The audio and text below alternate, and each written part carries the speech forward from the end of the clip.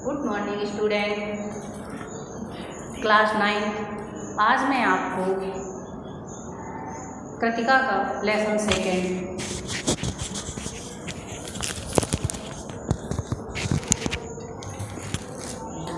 Second मेरे संग की औरतें रीड कर रही हैं, उसे एक्सप्लेन करेंगे और उसका मतलब पूरा ना पढ़ के हम सिर्फ उसका सार बताएंगे आपको, जो कि जिसे कहती हैं सारांश।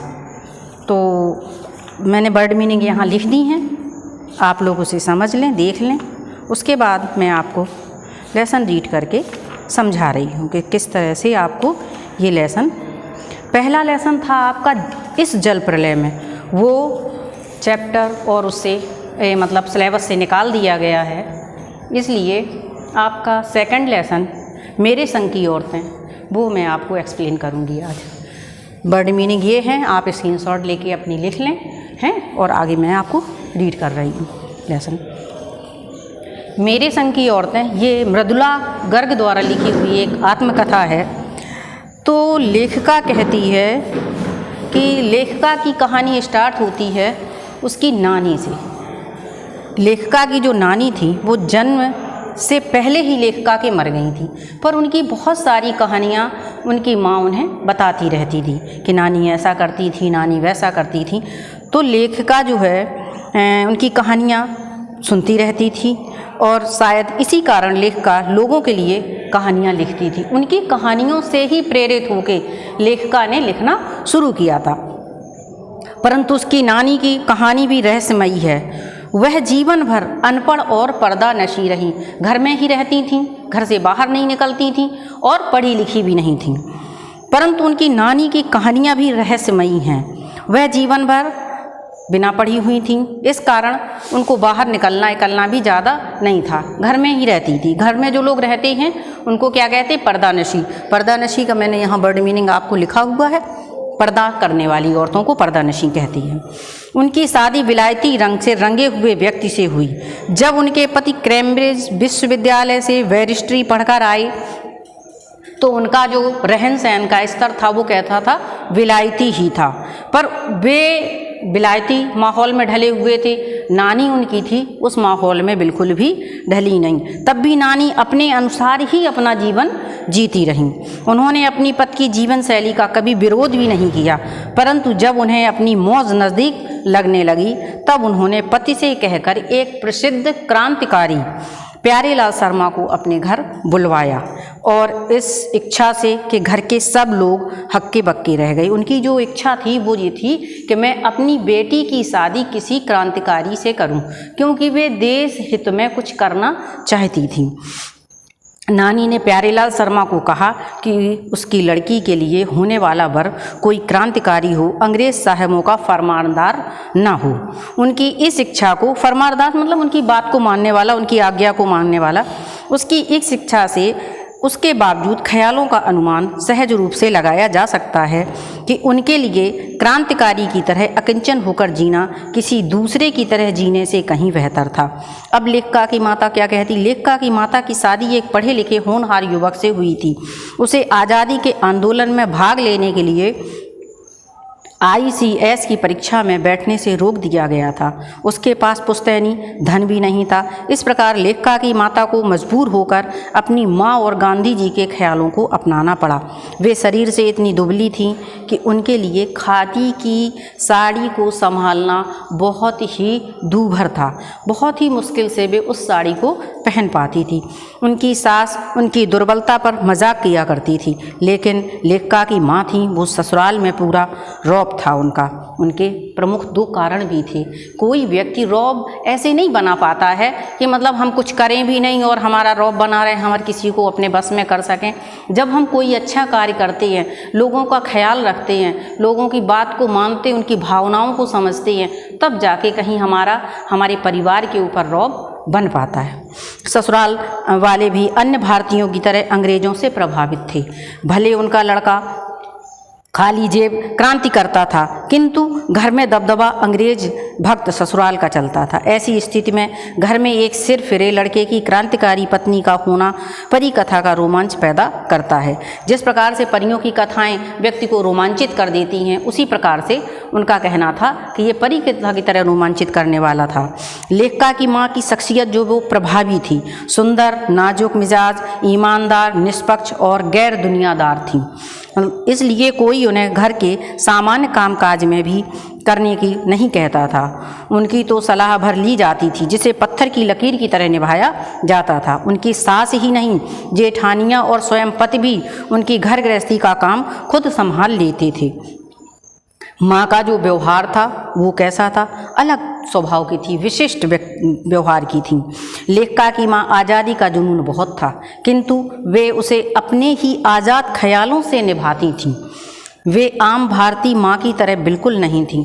उन्होंने ना तो कभी बच्चों का लाड़ प्यार किया, न बच्चों को कभी खाना पकाया, न उन्होंने कभी घर को ही संभाला। जैसे आम गृहिणी होती हैं, आम स्त्रियाँ होती हैं, माएँ होती हैं, वे सब क्या करती हैं? बच्चों का पालना पोसना, उनकी हर चीज़ का ख्याल रखना, खाना बनाना, उनकी सारी जिम्मेदारियाँ निभाती हैं। पर इन्होंने इस तरह का कुछ भी नहीं किया। इसका प्रमुख कारण था कि उनकी इन कामों में अरुचि थी, रुचि नहीं थी उनकी इन कामों में। दूसरा कारण भी था कि वो बीमार भी रहती थीं। उनका अधिकांश समय किताबें पढ़ने, संगीत सुनने और साहित्य की चर्चा में ही जाता है। घर के हिसाब से कुछ भी न करने पर भी कोई उनका नाम नहीं रखता था। सब उनके प्रति श्रद्धा रखते थे। उसके भी 3 कारण थे, क्योंकि वो जो थी साहिबी खानदान का होना, कभी भी झूठ ना बोलना, एक भी गोपनीय बात को दूसरे पर प्रकट ना करना। आज बहुत समाज में जो परिवर्तन आया है वो इस कारण आया कि हम किसी की भी बात सुनते हैं तुरंत इधर से उधर कर देते हैं। इस तरह का जो व्यवहार जो लोग करते हैं उनकी कभी भी इज्जत नहीं होती है। तो हमें भी यहाँ एक सबक लेना चाहिए, ये सीखना चाहिए कि ऐसा व्यवहार हमें कभी भी नहीं अपनाना है जो दूसरों के लिए कष्टप्रद हो जाए। लेखिका के घर में सभी को निजत्व की पूरी छूट थी, मतलब अपना डिसीजन हमें क्या लेना है, अपना निर्णय हमें क्या लेना है, इसके लिए उन सभी को पूरी छूट मिली हुई थी। वे अपने बच्चों की दोस्त थीं। हाँ, मातृत्व की कमी तो पिता पूरा कर दिया करते थे। माँ जो उन्हें अपनत्व नहीं देती थी, जो ममत्व नहीं देती थी, वो पिता के द्वारा उसकी पूर्ति कर दी है। पिता उन बच्चों को बहुत प्यार करते थे, लेखिका और उनकी बहनों को। लेखिका की परदादी भी लीक से परे वाली औरत थी। उनसे मंदिर में जाकर मन्नत मांगी तो उनको पतोहू को पहला बच्चा लड़का ना होकर लड़की हो। जो उनकी मतलब नाती की बहू थी, उसको पतोहू कहती है। तो जब उसको पहली बार डिलीवरी होनी थी तो उन्होंने क्या मांगा? सभी लोग मांगते हैं आमतौर पर कि बेटा होना चाहिए, पर उन्होंने क्या मांगा? मंदिर में मन्नत मांगी जाके कि हमें बेटी पैदा होनी, हमारी बहू को बेटी होनी चाहिए। उन्होंने इसकी मन्नत भी भरे समाज में घोषणा भी कर दी और हर रोज़ मंदिर में जाकर यह मन्नत दोहराया करती थी। इसका कोई कारण किसी को समझ में नहीं आया और उन्होंने भी अपने मुंह से कभी कुछ नहीं कहा, इसलिए आज तक उनकी यह मन्नत रहस्य बनी रही। परदादी के बारे में प्रसिद्ध था कि भगवान उनकी ज़रूर सुनते हैं, सो यही हुआ। घर में पहला शिशु लड़की हुई। भगवान इस अद्भुत इच्छा से शायद इतने घबरा गए कि एक नहीं, एक के बाद 5 कन्याएं जन्मी उनके घर में। लेखिका की माँ का प्रभाव इतना था कि एक बार ऐसा हुआ कि उनके घर में एक चोर घुस आया। तो जैसे ही चोर घुसा, उसी कमरे में घुसा जिसमें उसकी दादी लेटी हुई थी। उन्होंने खूब समझ लिया कि चोर आया है, चोरी करने आया है। फिर भी वो उस चोर से उस समय पानी मांगती हैं कि तुम पानी ले आओ जाके।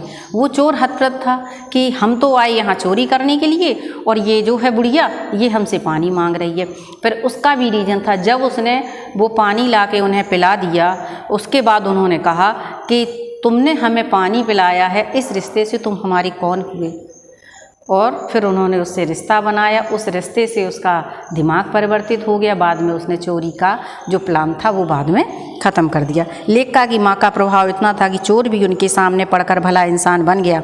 हुआ यह कि एक रात घर के सारे मर्द बारात में चले गए थे।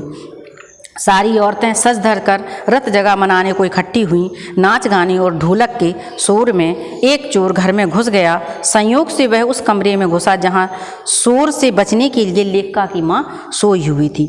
चोर के पाँवों की आहट से माँ की नींद खुल गई। माँ ने पूछा, कौन? चोर बोला, जी मैं। माँ ने कहा, कि पानी पिला। यह कहकर उसने अपना खाली लोटा उसे पकड़ा दिया और कुएं से पानी भरने को कहा। बोली, पर देख, कपड़ा कसकर बांधे रखियो और तरीके से पानी को छानियो। यह सुनकर चोर घबरा गया। उसने सोचा कि माँ ने उसके मुंह पर बंधा कपड़ा और कमर में बंधी हुई भांग देख ली है। माँ ने फिर कहा, जल्दी पानी ला। चोर बोल पड़ा, पर मैं तो चोर हूँ, क्या आप चोर के हाथ का पानी पी लेंगी? माँ ने कहा, तेरी और भगवान की सिवा कौन धरा है जो पिलाएगा? चोर ऐसा आग पकाया कि पानी भरने के लिए चल दिया और वह पकड़ा गया। तब से उसने चोरी छोड़कर अपना धंधा शुरू कर दिया, उसने अपना बिजनेस शुरू कर दिया। यदि हम किसी के साथ में अच्छा बर्ताव करते हैं तो उस बर्ताव में कभी कभी ऐसा होता है कि गंदे लोगों का स्वभाव भी परिवर्तित हो जाता है और उस स्वभाव परिवर्तन से जो होता कि बुरी राह पे चलने वाला व्यक्ति भी अच्छी राह पे चलने लगता, जैसा कि इस चोर ने किया। नेक्स्ट पैरा कल रीड कराएंगे आपको। Have a good night, good day.